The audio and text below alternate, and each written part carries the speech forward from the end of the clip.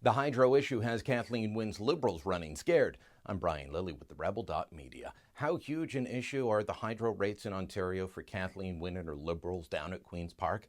Well, so big that they're trying to sneak in by-elections while nobody's watching. That's right, October 19th, Kathleen Wynne called two by-elections, one for Niagara West Glenbrook. That's the seat long held by the PCs, former PC leader Tim Hudak, in fact. He vacated it to go off into the private sector. And then Madeleine Meilleur, she was the longtime MPP for Ottawa-Vanier. Now, this should be a safe Liberal seat. They have held this seat my entire lifetime, since 1971. The PCs were able to take it off and on through the 60s and into the early 70s, but since 1971, the Liberals have held this seat. And yet they're trying to do a 30-day by-election with nobody watching because everyone across the province is furious about their hydro bill. They're running scared after losing another safe Liberal seat in the Toronto area, Scarborough Rouge River, on this very issue. They tried to give us the HST rebate on it. They canceled some future projects that would have driven up the cost and claimed it's saving us money. Not quite. Well, now there's a couple of more scandals. The latest one, a gas plant in the Toronto area operating, providing hydroelectricity for 10 years without a permit and no oversight from the provincial government. Now, all of this happening under the tenure of Dalton McGuinty and Kathleen Wynne, so they can't blame this on anybody else.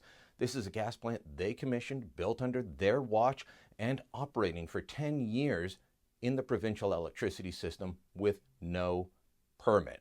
Now, they've fined SNC-Lavalin, but what kind of accountability steps are they taking?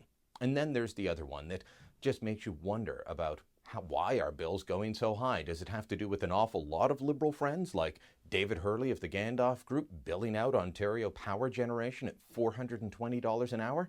Because a program designed to help low-income Ontarians deal with their hydro bills by giving them $30 to $50 off per month, depending on the size of their family and their income, well, it turns out that the government spent $11.7 million on that program just for advertising and consultants. Of that, $2.5 million went to advertising. More than $9 million went to consultants. How many of them were friends of the Liberal Party? How many of them were billing out, like David Hurley, at $420 an hour so that we could find poor people to help with their hydro bill?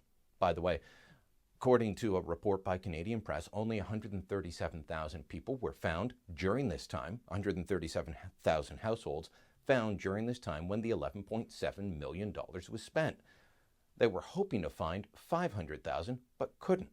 So what's the acquisition cost of those people they're helping? It cost them $85 for every person they wanted to give a $30 rebate to. That, ladies and gentlemen, is ridiculous, but it's the type of mismanagement that has been going on for far too long in our electricity system in the province of Ontario, and it's why our bills continue to go up no matter how much we conserve. As I said, Ottawa-Vanier should be a shoo-in for the Liberals, but they're running scared. The PCs have put up Andre Marin. He's well known as Ontario's former ombudsman, a man who has deep roots in the community and a well-known character. He could give them a run for the money. It's going to be an uphill battle for them, but the fact that they're willing to call this by-election with just 30 days to go shows how scared Kathleen Wynne and her Liberals truly are. If you like what you just watched, make sure you subscribe to our YouTube channel and never miss another Rebel video again. Or, hey, find other ways to support us. You can join our email list or head over to therebel.media and become a member, where you can access premium content only available to members.